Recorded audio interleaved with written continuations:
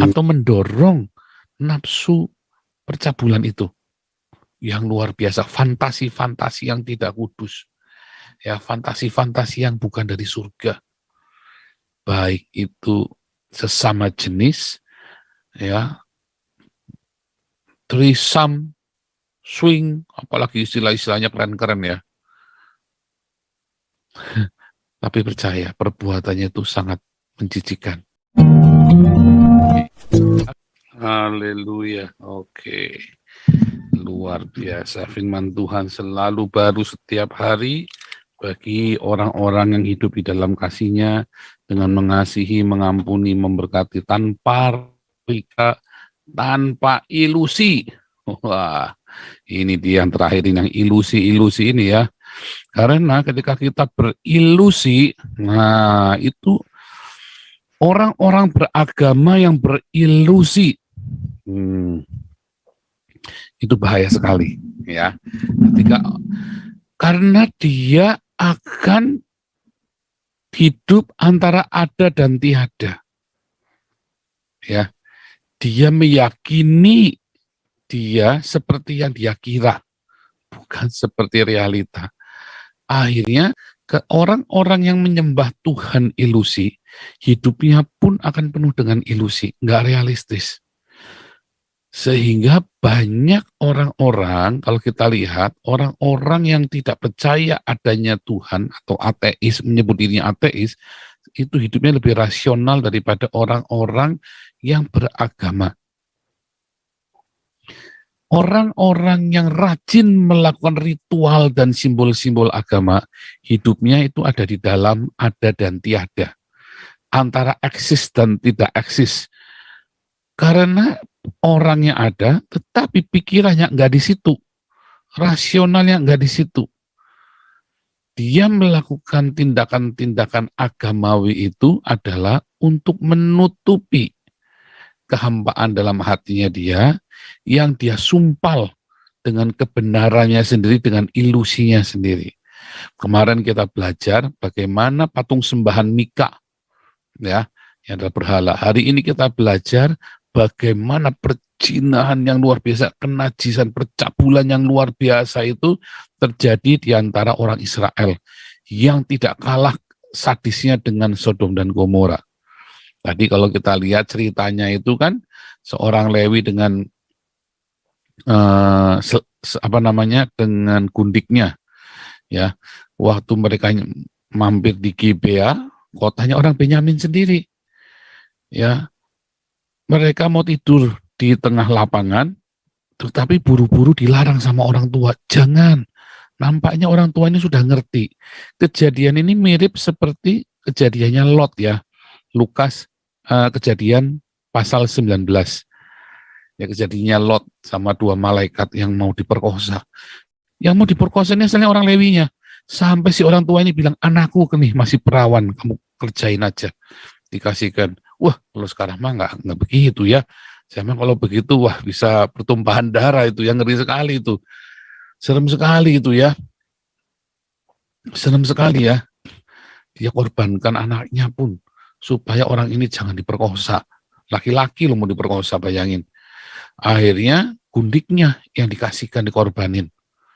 Ya kan, gundiknya dikorbanin, dan itu semalaman digilir dengan luar biasa sampai mati. Diperkosa sampai mati, saudara. Bayangin berapa puluh orang itu ya yang berkosa itu ya, sampai mati. Wah, itu mengerikan sekali, saudara. Saya tadi bacanya sambil merinding ya. Saya baca cerita itu merinding saya. Di tengah orang-orang yang mengenal Tuhan, mereka melakukan kenajisan itu.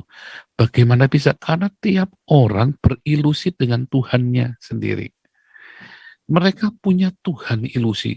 Ya, dimulai dari Dan. Bedanya orang Dan nggak bertobat-bertobat. Orang Benyamin akhirnya bertobat. Ya, setelah dimusnahkan itu dia bertobat mereka. Jadi orang-orang ini, orang-orang Israel kan bandel ini, kawin campur dengan orang-orang lokal. Dan mereka kemudian mengadopsi gaya atau fantasi-fantasi seksual dari orang-orang lokal. Sebetulnya Hari ini kita lagi belajar bagaimana ilusi tentang Tuhan nggak akan jauh-jauh dari percabulan. Tuhan yang kita ciptakan sendiri, ya, akan membuat kita melegalkan atau mendorong nafsu percabulan itu. Yang luar biasa, fantasi-fantasi yang tidak kudus. Ya, fantasi-fantasi yang bukan dari surga. Baik itu sesama jenis, ya, threesome, swing, apalagi istilah-istilahnya keren-keren ya. Tapi percaya, perbuatannya itu sangat menjijikan. Hari ini kita diajar sama Tuhan, bagaimana Allah ilusi kita. Yesus hasil ilusi kita. Sama menyembahnya Yesus. Tetapi Yesus yang disembah adalah imitasi. Ya, bukan masalah patung, tetapi adalah ilusi pikiran kita sendiri. Ya, karena manusia itu punya kemampuan untuk berilusi tentang sesuatu yang rohani. Termasuk orang-orang yang indigo, orang-orang yang schizofren, yang mendengar suara-suara dari dunia lain. Ya, itu adalah sebuah kemampuan untuk berilusi. Ya, diawali dari yang tidak kudus. Makanya orang-orang indigo atau orang schizofren yang lahir baru, maka kemampuannya akan dipakai untuk hal yang kudus. Tetapi orang-orang yang tidak lahir baru, ya dipakai untuk hal yang tidak kudus.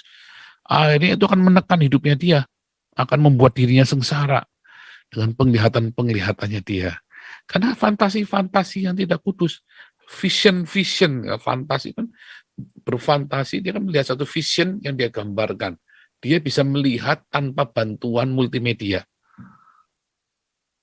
Ya kan? Tapi visi yang dari apa? Ada di dalam kepala kita, dalam benak kita. Nah, fantasi-fantasi ini mengerikan sekali.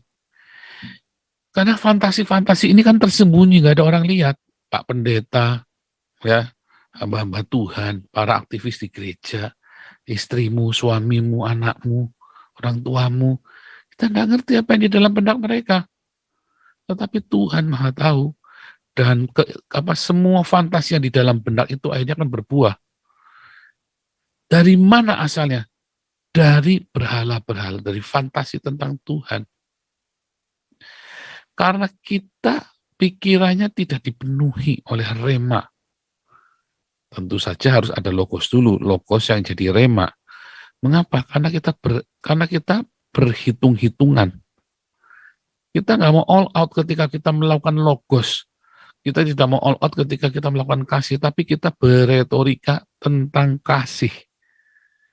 Orang-orang yang beretorika tentang kasih, hidupnya tidak akan jauh dari percabulan. Ya, hanya ada yang berani, ada yang tidak berani. Tapi fantasi itu ada di sini. Dan kemudian dia lampiaskan itu dengan sesuatu. Entah itu dengan binatang, entah itu dengan pembantu di rumah, entah itu, wah, ngeri saudara. Dan itu mengerikan sekali. Itu ada di dalam rumah Tuhan, ada di gereja. Ada dalam satu komunitas jemaat, selalu ada. Makanya para rasul itu sangat wanti-wanti dengan masalah kekudusan dan percabulan. Ingat, definisi percabulan itu punya istilah lebih dari satu ya. Itu udah cabul. Di zaman, makanya orang dari zaman Esra Nehemia sampai dengan hari ini, orang Israel anti poligami. Karena mereka melihat poligami itu merusak ya. Jadi generasi saya itu anti poligami. Di Israel pun ada undang-undang anti poligami. Ya. Beda kan dengan yang di Arab.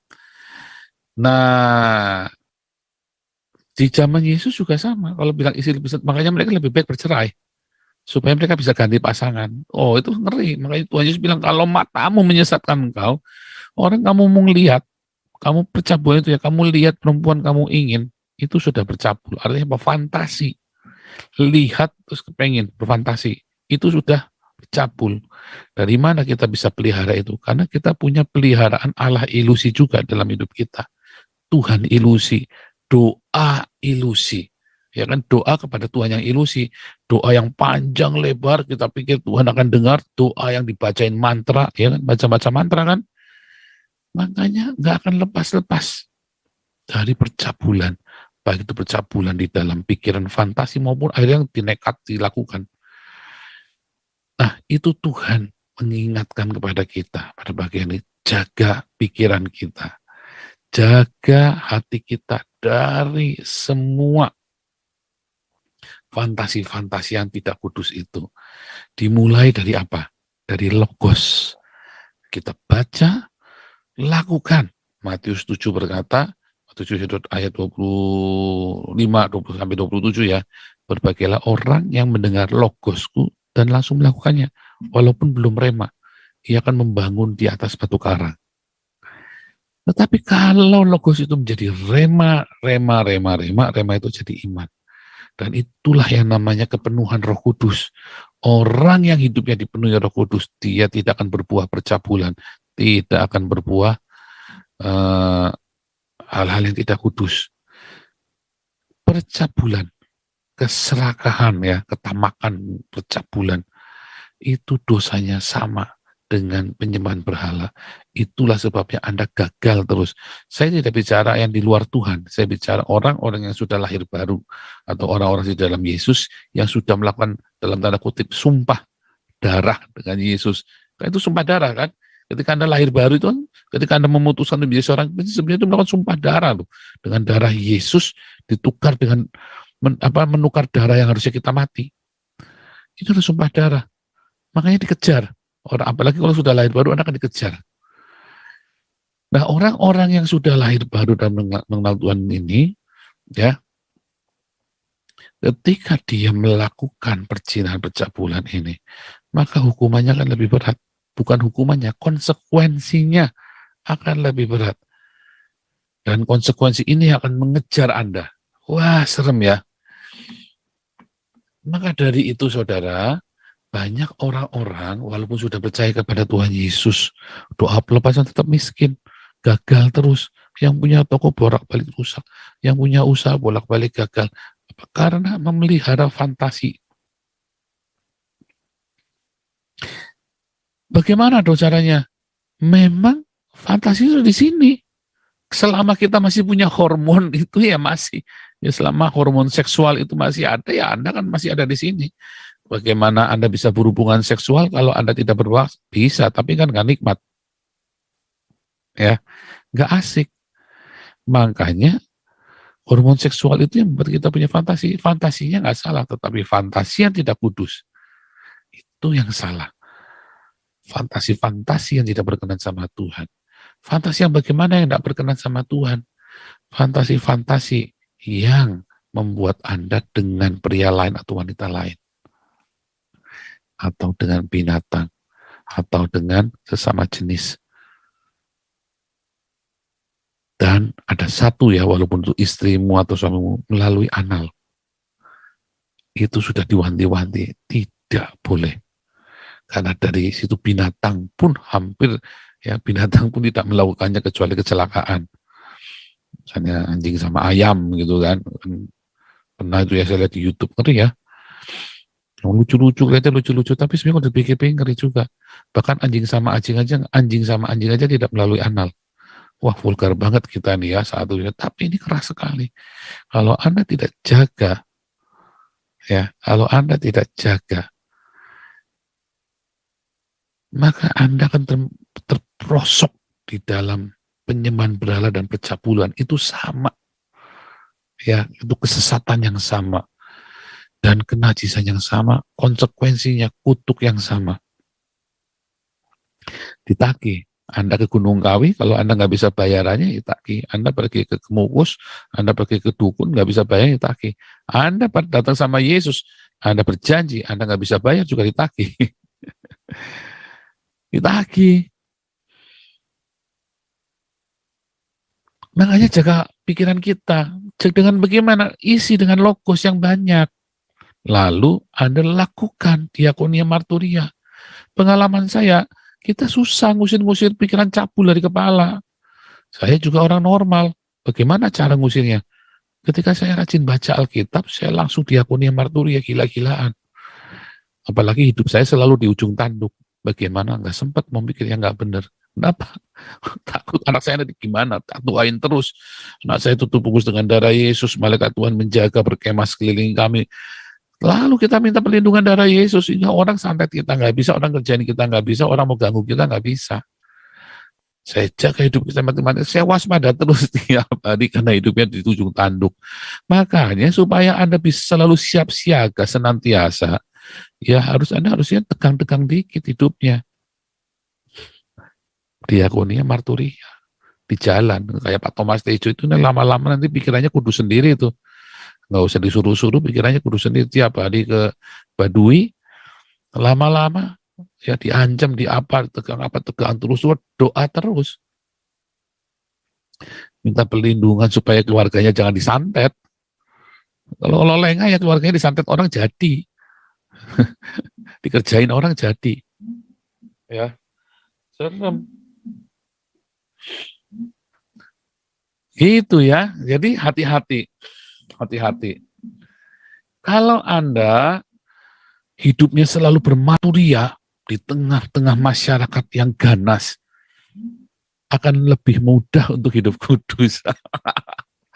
Soalnya mencekam kayak saya, hidupnya mencekam keluarga saya. Rasain lu. Tetapi begitu ya, isi firman Tuhan tiap hari, kerjanya semoga baca firman Tuhan, berparturia diakonia, hidupnya penuh dengan kasih, ampuni berkati, rema terus. Nggak usah berjuang melawan BF, waduh dalam nama Yesus sampai mati-mati menolak, supaya jangan berbuat dosa. Nggak perlu, hilang sendiri pikirannya.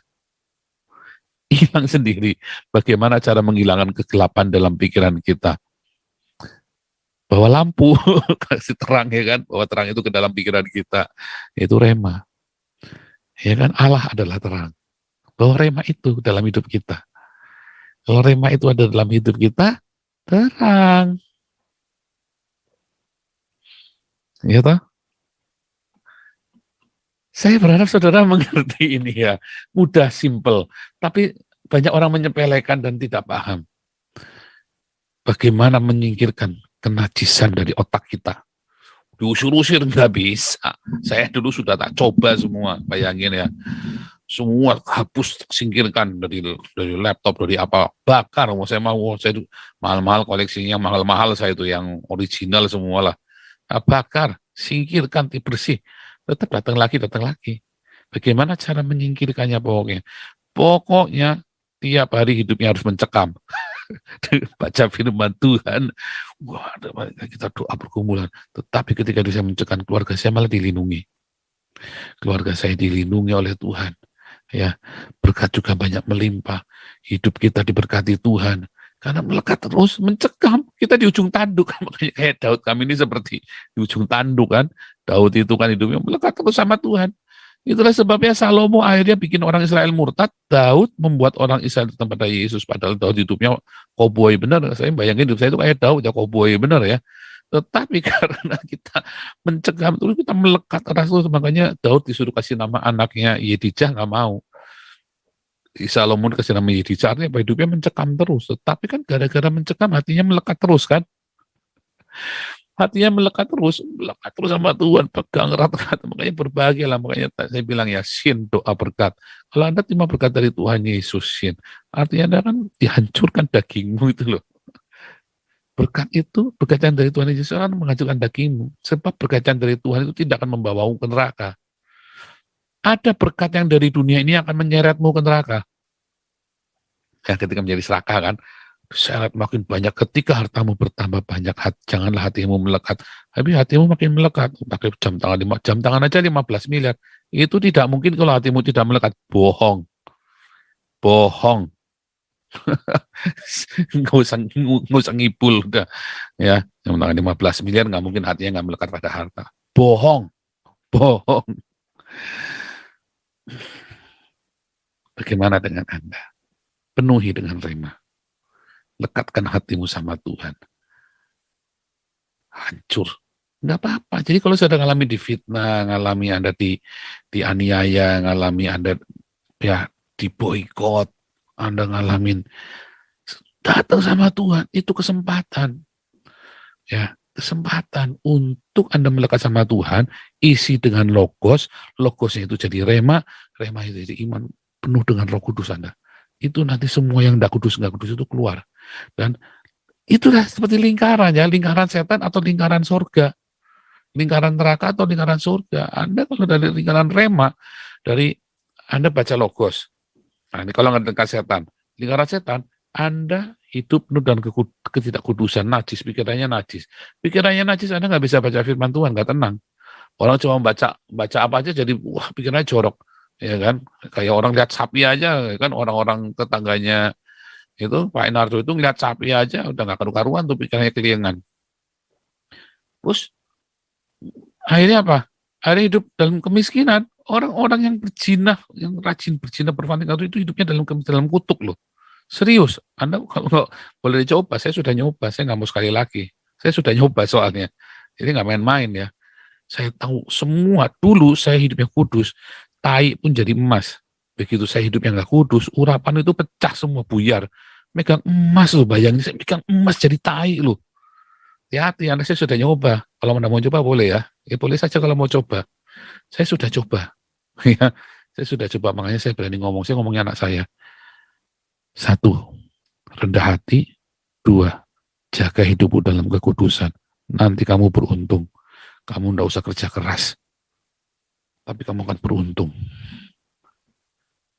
Rendah hati itu pertama, karena berkat mengalir kan, berbahagialah orang yang rendah hati kan, karena dia akan mewarisi bumi. Kedua, jaga hidupmu dalam kekudusan, karena kenajisan itu akan membuat kutuk kemiskinan, kegagalan dalam hidupmu 3-4 turunan.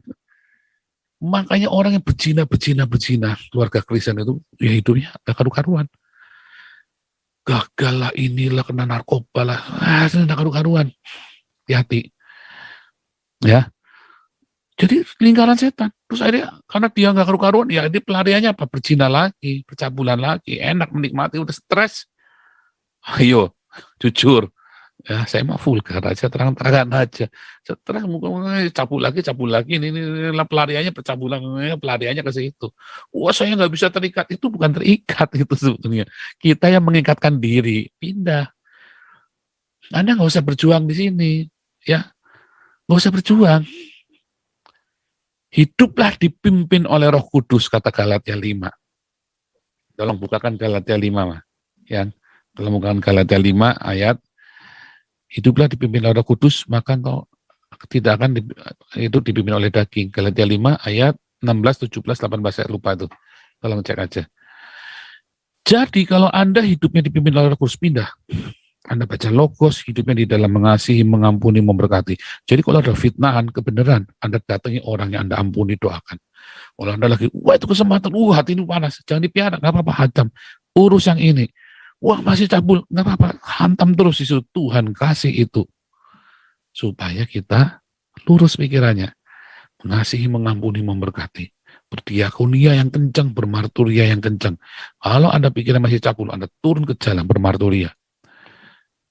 Terus ya, terus itu, nah akhirnya Anda masuk di dalam baca firman jadi logosnya jadi remanya jadi penuh Roh Kudus kan, penuh Roh Kudus, Anda punya iman akan memberkati hidup Anda makin berhasil lagi, Anda lakukan lagi terus, muter. Lucu ya, sehingga yang berhasil, yang kusuci makin suci. Bukan yang itu mah, Galatia 5 ayat 16 atau 17 itu. Ayat 16 kayaknya.